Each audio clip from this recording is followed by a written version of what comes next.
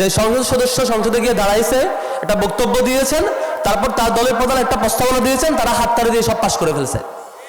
এরকম বড় বড় অনেক বাজেট, অনেক কিছুই পাশ হয়েছে। ওই সংসদ সদস্য, ওই এমপি নিজেই বুঝে না যে ওই বাজেটের মানে কি, ওটার ভিতরে ফাঁক ফোকর কি ছিল, ওই পলিসির বিপরীতে কি বলবে, তার কি বলা উচিত, তার শিক্ষা দীক্ষা তো কিছুই নাই। সে সারাদিন ঘুরঘুর করে, চাঁদাবাজি করে, লুণ্ঠন করে, দুর্নীতি করে, এটাই তার কাজ। আমরা এটাকে লাল কার্ড দেখাবো ইনশাআল্লাহ। চতুর্থত আমরা দেখেছেন এই যে নির্বাচনের আগে দেখবেন মাথায় টুপি দেবে, তারপরে নামাজ পড়বে, জুমার নামাজ মসজিদে মসজিদে, তারপরে বলবে যে ইসলামের বিরুদ্ধে কোনো আইন করবে না, তারপরে বলবে ইসলামের পক্ষে আছি। কিন্তু সেই সংসদে গিয়ে সবার আগে করবে শিক্ষা ব্যবস্থা থেকে কেমনি ইসলাম শিক্ষা বাদ দেওয়া যায়, সেই আইন পাশ করবে। আমরা আগে দেখেছিলাম স্কুলে স্কুলে ধর্মীয় শিক্ষা, ইসলামী শিক্ষা এবং যার যার ধর্মের শিক্ষাটা এটা কম্পালসারি পার্ট ছিল। এটাকে সুন্দর করে এখান থেকে নৈতিক শিক্ষা কিভাবে আরো ম্যাক্সিমাইজ করবে, আরো কিভাবে বড় পরিসরে নিয়ে যাবে, শিক্ষার্থীদেরকে কিভাবে নৈতিক শিক্ষা দেবে, সে চিন্তা না করে এই যে নির্বাচিত অনির্বাচিত বিভিন্ন লোকজন সেখানে গিয়ে আইন পাশ করেছে কি তাদের ধর্মীয় শিক্ষা দরকার নাই, এই আইনে পাশ করেছে এর আগে। আমরা স্কুলে দেখতে পাচ্ছি, এখন দেখবেন স্কুলে স্কুলে আমাদের শিক্ষার্থীরা মাদকে আসক্ত হয়ে যায়, আমাদের শিক্ষার্থীরা আজে বাজে কাজে আসক্ত হয়ে যায়।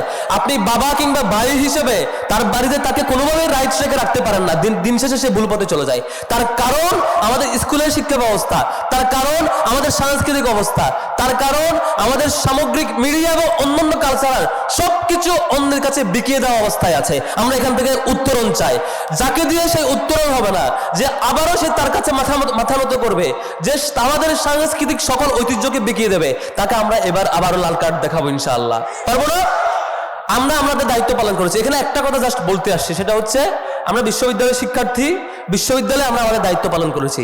আর আপনারা নাগরিক হিসেবে যদি আপনারা আপনাদের দায়িত্ব পালন করেন, তাহলে পুরো দেশটা চেঞ্জ হয়ে যাবে ইনশাআল্লাহ। এর আগে রাষ্ট্র বহুবার ঘুরে দাঁড়ানোর চেষ্টা করেছিল, কিন্তু পারে নাই। এক এলাকায় চেষ্টা করে কোনো রকম উঠাইছে, আরেক এলাকায় টানে নিয়ে তারা ডুবাইছে। এক প্রতিষ্ঠান কোনোভাবে চেষ্টা করছে, আরেক প্রতিষ্ঠান মানে এটা কন্টিনিউ করে নাই। কিন্তু এবারে শিক্ষার্থীরা সিদ্ধান্ত নিয়েছে, আপনারা দেখেছেন যে কয়টা ছাত্র সংসদ নির্বাচন হয়েছে প্রত্যেকটা ক্যাম্পাসে, জাকসু, রাকসু, চাকসু, প্রত্যেকটা জায়গায় যাকে নিয়ে শিক্ষার্থীরা আশঙ্কা করেছিল এ বুঝি দুর্নীতি করবে, এ বুঝি বাটপারি করবে, এ বুঝি মাদকের অভয়ারণ্য তৈরি করবে, এ বুঝি আমার সাথে বাটপারি করবে, তাকে শিক্ষার্থীরা ভোট দেয় নাই। তরুণরা 24 সালে রক্ত দিয়ে দায়িত্ব শেষ করে নাই। এই শিক্ষার্থীরা যার যার ক্যাম্পাসে তার রায় প্রদানের মধ্য দিয়ে তার ক্যাম্পাসে তাদের নিরাপত্তাকে সেই দায়িত্ব পালন করেছে। এখন কাজ হইল এই নাগরিক হিসেবে, ওদিকে খালাম্মারা আছেন, আপুরা আছেন, এদিকে আপনারা ভাইরা আছেন, সবার দায়িত্ব হচ্ছে যার যার এলাকার ব্যাপারে দায়িত্ব নেওয়া। আমার এলাকায় কোনো বাটপারিকে, এমপি তো দূরের কথা, এলাকায় ঢুকতে দেওয়ার সুযোগ নেই কোনো বাটপারকে। কমিটমেন্ট নিতে হবে, আমার এলাকায় কোনো মাদকের সন্ত্রাস যারা কাজ করে, মাদকের সাম্রাজ্য যারা করে, মাদকের ব্যবসায়ী সিন্ডিকেটকে যারা আশ্রয় দেয়, তাকে এলাকায় আমরা ঢুকতেও দিব না। এই কমিটমেন্ট নিতে হবে, কারণ কোনো মাদককে এলাকায় আশ্রয় দিলে সেই এলাকা আর কখনো ভালো থাকবার কথা না। এই এলাকায় যদি কেউ নির্বাচন করতে চায়, এলাকায় যদি কেউ নির্বাচিত প্রতিনিধি হতে চায়, তাকে আগে এসে ঘোষণা দিতে হবে আপনি অন্তত দুর্নীতি করবেন না, আপনি অন্তত মাদকের সাম্রাজ্যকে এখানে আশ্রয় দিবেন। এই কমিটমেন্ট আগে দিতে পারতে হবে। কিন্তু আমরা দেখছি সবগুলো জায়গায় একটা নির্দিষ্ট অংশ, কিছু বাছাইকৃত ফেস যাদেরকে আমরা চিনি, তারাই কেন যেন ঘুরে ফিরে এই মাদকগুলোকে আশ্রয় দিচ্ছে। আমাদের ক্যাম্পাসে আমরা বারবার চেষ্টা করছি, আপনারা দেখেছেন ক্যাম্পাসে আমরা কাজ করার চেষ্টা করছিলাম, আলহামদুলিল্লাহ চেষ্টা করছি। এখনো সেই যে মানুষেরা যাদেরকে শিক্ষার্থীরা পছন্দ করে নাই অথবা রায় দেয় নাই, অথবা শিক্ষার্থীরা তাদের ব্যাপারে আশঙ্কা করেছিল, তাদের উচিত ছিল তারা একটা পথে শিক্ষা নিয়ে সঠিক পথে আসবে। কিন্তু আমরা অন্যান্য ক্যাম্পাসে দেখতে পাচ্ছি সব জায়গায় ঠিক এখনো তারা সেই অস্ত্রের ঝঞ্ঝানি ফিরিয়ে নিয়ে আসতে চায়। এখনো তাদের দ্বারা দেখবেন শুধুমাত্র কয়েকটা দলে আমরা রিপোর্ট দেখলাম যে দল আগামীতে রাষ্ট্রের সেবা করতে চায়, সেই দল নিজেরা একে অপরকে খুন করে 200 শতাধিক মানুষকে খুন করছে। আপনারা দেখেছেন না? আমরা তো ভয় পাওয়ার কথা। যারা নিজেরা নিজেদেরকে মেরে ফেলতে পারে, তারা আমাদেরকে মারবে না, তার নিশ্চয়তা কই? যারা চাঁদাবাজি নিয়ে একে অপরকে খুন করতে পারে, যারা চাঁদার ভাগ বন্টন নিয়ে একে অপরকে খুন করতে পারে, তারা কালকে রাষ্ট্রের সম্পদ খেয়ে লুটপাট করবে না, তার নিশ্চয়তা কই? এই জায়গাটা আমাদের ভাবতে হবে। আর সর্বশেষ যেটা ভাবতে হবে, লাস্ট অপশন একেবারে, সেটা হচ্ছে আমি যেটা মনে করি যে এমপি এসে ঘোষণা দিবে যে এখানে মার্কেট হবে, এখানে স্টেডিয়াম হবে, এখানে এটা দিব ওইটা দিব, এটা শুধুমাত্র এমপির কাজ না। যে এমপি তার এখানকার জনগণকে জনসম্পদে রূপান্তর করার কমিটমেন্ট দেখবে না। আমরা এতদিন ষড়যন্ত্র দেখেছিলাম যে আমাদের বাংলাদেশে অনেক মানুষ, এই মানুষটাকে, এই জনসংখ্যাকে জনসমস্যা হিসেবে দেখানো হয়, যে এখানে নাকি এই জনগণ যে অধিক, এটা নাকি সমস্যা, এভাবে উপস্থাপন করা হয়েছে আমাদের সামনে এতদিন। কিন্তু বিশ্বাস করেন, বাংলাদেশের নাগরিককে যদি কোনো নির্বাচিত প্রতিনিধি কিংবা সরকার যদি জনসম্পদে রূপান্তর করার চেষ্টা করত, আমাদের এই বাংলাদেশ সবার মাঝে, পৃথিবীর মাঝে শ্রেষ্ঠ রাষ্ট্রে পরিণত হতে পারত। কিন্তু এই লোকগুলো জানেই না যে অধিক সংখ্যক নাগরিককে কিভাবে জনসম্পদে রূপান্তর করা যায়। এই লোকেরা জানেই না কিভাবে এমপি হওয়ার পরে এই যে বেকার যুবকদেরকে কর্মসংস্থান নিশ্চিত করা যায়। আপনারা দেখেন তো, ধরেন এই এলাকার এমপি কিছুই বুঝে না, খালি হচ্ছে বিচার চালিশ করে আর এইগুলো করে চলে যায়, রাজনীতি করে চলে যায়। বিপরীতে আরেক এলাকার এমপি তিনি বুঝেন কি করে আন্তর্জাতিক মানের বিদেশি প্রতিষ্ঠানকে নিয়ে এসে এখানে শিল্প কারখানা করা যায়। সেটা যদি করতে পারেন, তাহলে কি 5 বছর পরে এই এলাকায় কোনো বেকার থাকবার কথা?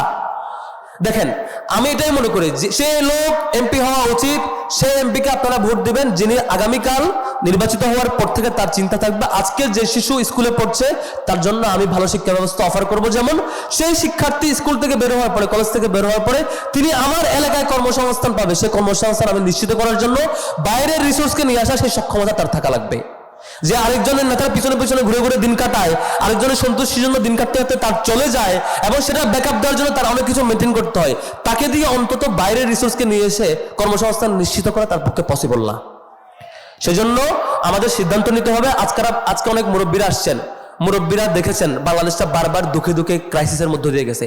এবার অন্তত সিদ্ধান্ত নেন যে আমাদের জীবনের এই সময়টা এমনভাবে রেখে যাব, মতামতটা এমনভাবে ব্যক্ত করব, আমার দেশের, আমার এলাকার আর কোনো শিক্ষার্থী কুশিক্ষা অশিক্ষার কারণে ঝরে পড়বে না। আমার দেশের, আমার এলাকার কোনো নাগরিক কর্মসংস্থানের হতাশার কারণে, ক্রাইসিসের কারণে কর্মসংস্থান না পেয়ে সুসাইড করতে হবে না, বিপদে পরিচালিত হবে না। এই নিশ্চয়তা আমরা নিতে চাই ইনশাল্লাহ। এবং ইনশাল্লাহ আমি বিশ্বাস করি এখন যে জোয়ার উঠেছে সত্যের পক্ষে প্রত্যেকটা ক্যাম্পাসে, এখানে উপস্থিত নাগরিকরা এবং অন্যান্যরা যদি সেই জোয়ার সারা দেশে আমরা নিয়ে যেতে পারি, আগামীকাল দেখবেন যখন জাতীয় সংসদ নির্বাচন সম্পন্ন হবে, তারপরে আমরা বাংলাদেশে দেখবো এই দেশে এই বিদেশি কালচারের আধিপত্য আমরা থাকতে দিব না ইনশাল্লাহ। এই দেশে আমরা অন্যায় পাপাচার আমরা থাকতে দিব না।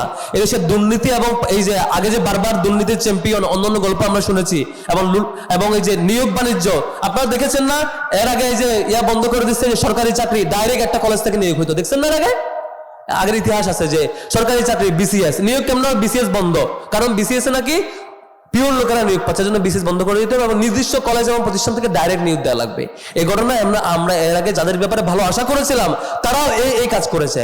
আমরা এটা সমাপ্তি চাই ইনশাআল্লাহ। আমি শেষ করব একটা স্বপ্ন নিয়ে। আজকে এই এলাকায় আসছি আপনাদের কাছে স্বপ্ন ব্যক্ত করে, এবং আগামী 5 বছর পরে আবার আসতে চাই, যখন দেখবো আপনারা বলবেন আপনাদের প্রত্যাশিত ব্যক্তি এই এলাকার সকল পাপাচার, দুর্নীতি, চাঁদাবাজি এবং অন্যায় নির্মূল করে দিয়ে আপনাদের সামনে জবাবদিহিতা করে দাঁড়াবে যে আমি সালাউদ্দিন আইয়ুবী, তিনি এসে ঘোষণা দিতে পারবেন যে তিনি আপনাদের সমস্যাগুলো সমাধান করতে পেরেছেন কি পারেন নাই, সে ঘোষণা তিনি দিতে পারবেন। সেই সমাপ্তিটা দেখার জন্য আমরা অপেক্ষা করতে চাই ইনশাআল্লাহ। এবং আপনারা এই সমাবেশে আসার মধ্য দিয়ে দায়িত্ব শেষ করবেন না। প্রত্যেকটা নাগরিকের নিজস্ব সার্কেল আছে এবং নিজস্ব পরিবার আছে, সমাজ আছে, প্রত্যেকটা যার যার জায়গায় আমাদের কথাগুলোকে পৌঁছাবেন। জাস্ট এইটা যে আমরা কোনো চাঁদাবাজ এবং দুর্নীতিবাজকে আসতে দেব না, আমরা কোনো মাদকের উস্তাদকে এখানে আসতে দেব না, এইটুকু দাওয়াত পৌঁছাবেন। ওমা তৌফিক ইল্লা বিল্লাহ। আসসালামু আলাইকুম ওয়া রাহমাতুল্লাহ। তাকে ঠিকই নির্বাচিত করেছে, সুতরাং আপনারা ভয় পাওয়ার কিছু নাই, আতঙ্কিত হওয়ার কিছু নাই। এখন নানা আশঙ্কা, নানা আতঙ্ক আমাদের মনে ঢুকাই দেওয়ার চেষ্টা করলেও দিন শেষে দেখবেন যে মানুষটা নির্বাচিত হওয়ার পরে এই এলাকার সত্যিকারের তো উপকার হতো, তিনি এই দিন শেষে নির্বাচিত হবেন ইনশাআল্লাহ। কিন্তু দুঃখের ব্যাপার হচ্ছে 1971-এ স্বাধীনতা যুদ্ধের পর থেকে আজকে পর্যন্ত আমরা বারবার আশা করেছিলাম এই বুঝি আমাদের রক্ত দেওয়া শেষ হয়েছে।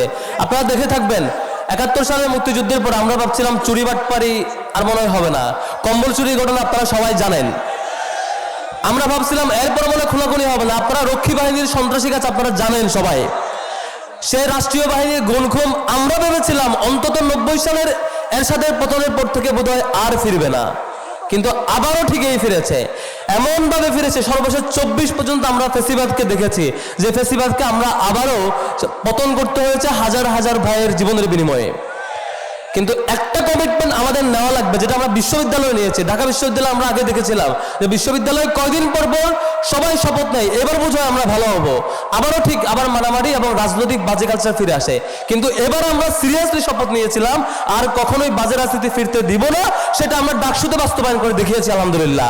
এখন এই শপথ আপনাদের নেওয়া লাগবে। কি কি শপথ নেওয়া লাগবে? নাম্বার 1, আমরা এতদিন দেখেছি যে আল্লাহর বান্দা এমপি হয়, সে দেখবেন এমপি হওয়ার পর থেকে 1 লক্ষ টাকার একটা বাজেট আসছে মনে করেন একটা স্কুলের জন্য, সেটা স্কুলে আস্তে আস্তে 20,000 টাকা হয়ে যায়, হয় না?